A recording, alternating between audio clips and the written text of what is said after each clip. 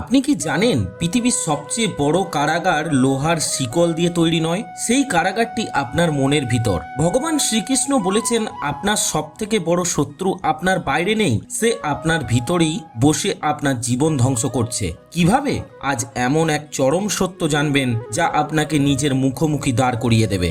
একবার এক ব্যক্তি শ্রীকৃষ্ণের কাছে এসে কেঁদে বললেন, প্রভু, আমি জীবনে খুব সফল হতে চাই, কিন্তু কেউ না কেউ আমাকে সব সময় বাধা দেয়। আমার চারপাশের মানুষগুলোই আমার সব থেকে বড় শত্রু।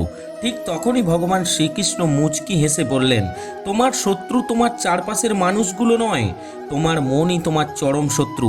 আজ তোমার মন তোমাকে বলছে তুমি পরিস্থিতির শিকার, তাই তুমি ভিখারি।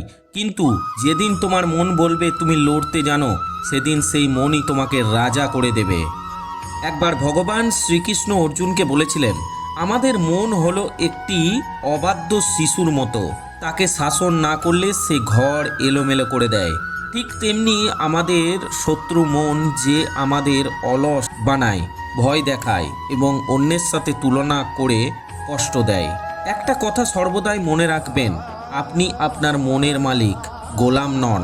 মন যখনই বলবে পারবো না, মালিক হিসাবে আপনি উপদেশ দিন, আমাকে পারতেই হবে। আজই নিজেকে প্রশ্ন করুন, আপনার মন কি আপনার সাথে শত্রুর মতো আচরণ করছে? যদি উত্তর হ্যাঁ হয়, তবে আজই শ্রীকৃষ্ণের শরণাপন্ন হন এবং নিজের মনের লাগাম ধরুন। আপনার একটি সিদ্ধান্তই পারে আপনাকে জিরো থেকে হিরো বানাতে। ভিডিওটি আপনার কেমন লাগলো কমেন্টে জানাবেন। আর মনে রাখবেন, নিজের মনের জয় করাই হলো প্রকৃতির সর্বশ্রেষ্ঠ বিজয়।